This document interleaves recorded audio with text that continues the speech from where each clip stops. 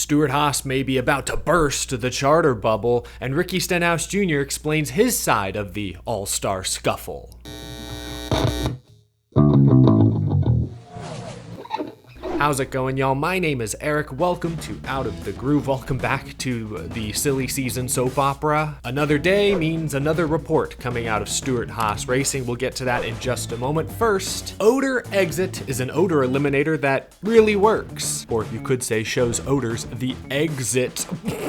OdorXit products are made from essential oils and water. No enzymes, no chemicals, no fragrances. OdorXit is safe. It eliminates the smelliest of smells. It won't stain, it's non-toxic, it's safe for people, pets, and the planet, or your money back guaranteed. Discover the secret to a fresh, odor-free life. Head to their website, I'll put the link down in the description below, and be sure to use promo code NASCAR25 for 25% off your order. Thank you to OdorXit for sponsoring the show. 2 days later, and everyone is still talking about the fight. Ricky Stenhouse Jr. versus Kyle Busch. The memes have been beautiful. They're everywhere. Yesterday, Ricky Stenhouse Jr. was the guest on Corey LaJoie's Stacking Pennies podcast, and he gave his perspective. Stenhouse maintains that Kyle Busch hit the wall first on his own before they made contact on lap 1, and still believes that Kyle Busch spinning him out the very next lap was an overreaction. Stenhouse explained his exact mindset leading up to the punch. I went into it thinking, you know what,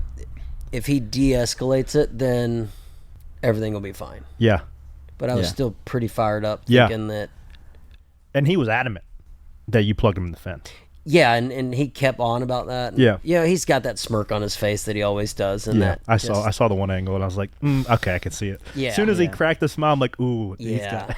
Many fans are wondering about potential penalties. Those could be announced later today. They could be announced tomorrow. Will Ricky Stenhouse Jr. or Kyle Busch face any discipline? The only problem I could see for Ricky Stenhouse Jr. is that this act of violence was clearly premeditated, and he even kind of admitted as much on Corey LaJoie's podcast. Was there any bit of like, well, I said I was going to do something, so now I got to do it? That too, yeah. I mean, you don't want to... Say it, not do it. Yeah, you don't want to say it and then not show up, but...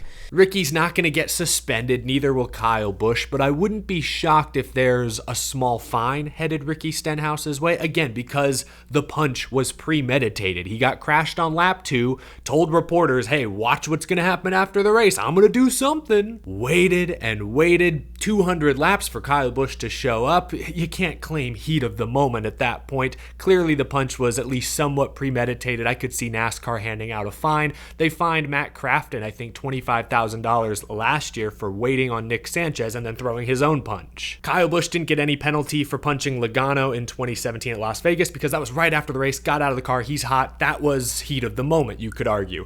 Chastain didn't get fined for punching Noah Gragson last year, again, because it was right after the race. They both got out of their cars. They were both hot. Gragson was the initial aggressor. No penalty for Chastain throwing a punch. I think if this was truly heat of the moment, no fines whatsoever, but because Stenhouse had an hour and a half basically to sit on it, announced his intentions more or less ahead of time, I could see a small fine. The only folks who will likely get suspended could be Ricky Stenhouse Sr., maybe some of the crew guys. NASCAR typically doesn't like non-drivers getting physical, but we'll have to wait and see. That's just my early prediction. But getting back to Ricky's comments on stacking pennies, I love that he's not backing down. I mean, look at this. You got Ricky Stenhouse Jr. and Kyle Busch, two drivers that, yes, were in the all-star race, but have not had all-star seasons. Kyle Busch is frustrated because he's just not as good, as consistently as he used to be. Richard Childress Racing, for sure, is holding him back, but I think the next-gen car has been a difficult adjustment for Kyle. And going back a few years, you can clearly see that Kyle Busch's stats dipped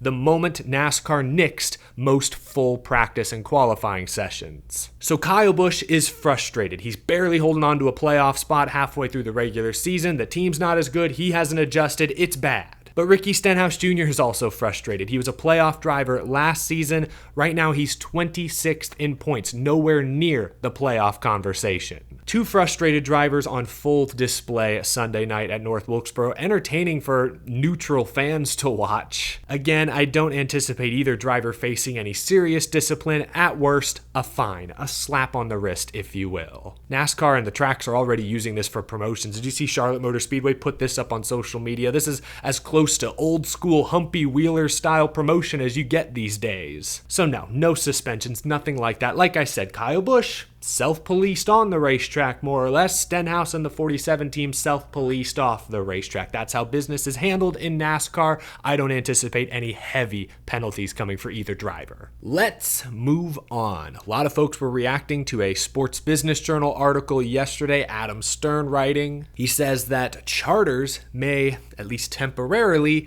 decrease in value. You'll recall that last year, Live Fast Motorsports sold their charter to Spire for reportedly $40 million. Now, according to Adam Stern, and also Brad Keselowski on FS1 Sunday, the next few charters could be sold for $20 to $30 million apiece. That is a pretty significant discount. Really, ever since the charters were introduced 7-8 years ago, they've only appreciated in value. So that makes this news kind of shocking, but not if you look at two key factors. First, it's basic supply and demand. As we'll discuss, Stewart-Haas Racing could very well sell all 4 charters. That's 4 charters on the market. Increase the supply, naturally that will decrease what you can charge, basic supply and demand.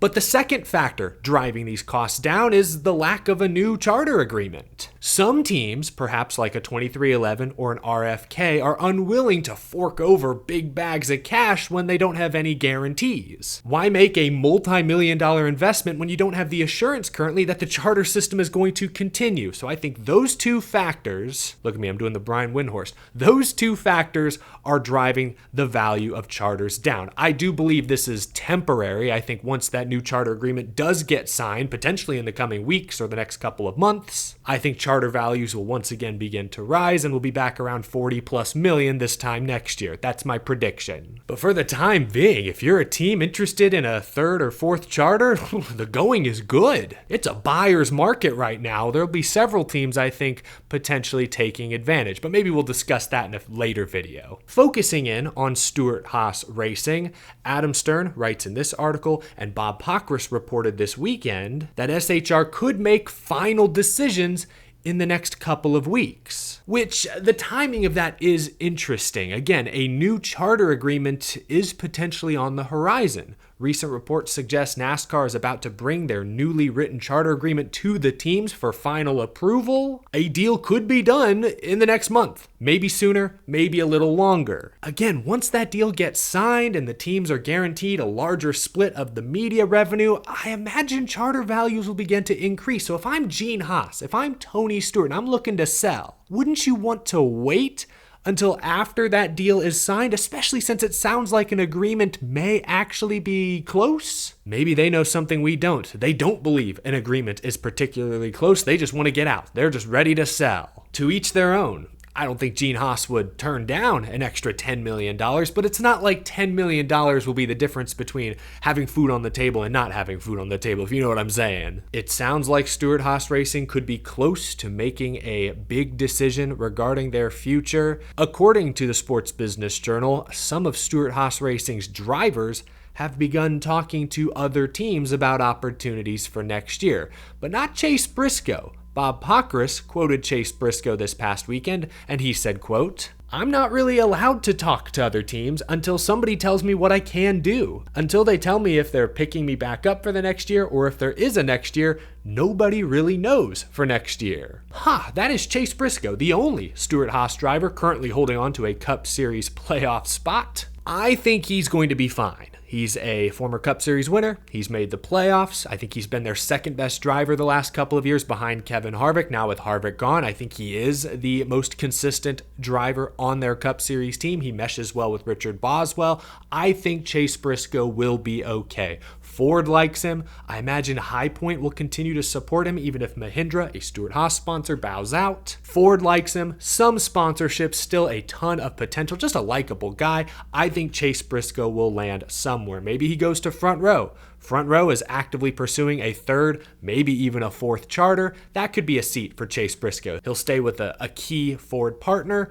What about the Wood brothers? I think Harrison Burton is gone at year's end. That has just not worked out. That's a playoff car when the right driver is behind the wheel. Blaney showed it several years ago. Matt DiBenedetto proved it a few years ago. Chase Briscoe could absolutely contend for wins in the 21 car. So maybe that's a possibility. Point is, I think Chase Briscoe will be okay. Recent rumors suggest Noah Gragson is a top candidate. Many teams are interested in his services. I think he'll be okay. He brings Bass Pro Shop support. The two guys I'm most worried about are Josh Berry, who's a solid driver. We know that, but how much funding does he have attached? And Ryan Preece, who we know is a good race car driver, but has just not been able to figure it out in Cup. For whatever reason, it's not going well. I'm worried about Berry and I'm worried about Preece. I think Briscoe and Gregson will find a new home. Preece and Berry, it's anyone's guess at this point. And keep in mind, Stewart-Haas has Cole Custer, a former Cup Series winner, defending Xfinity Series champion. Where could he end up if Stewart-Haas completely bows out? The silly season soap opera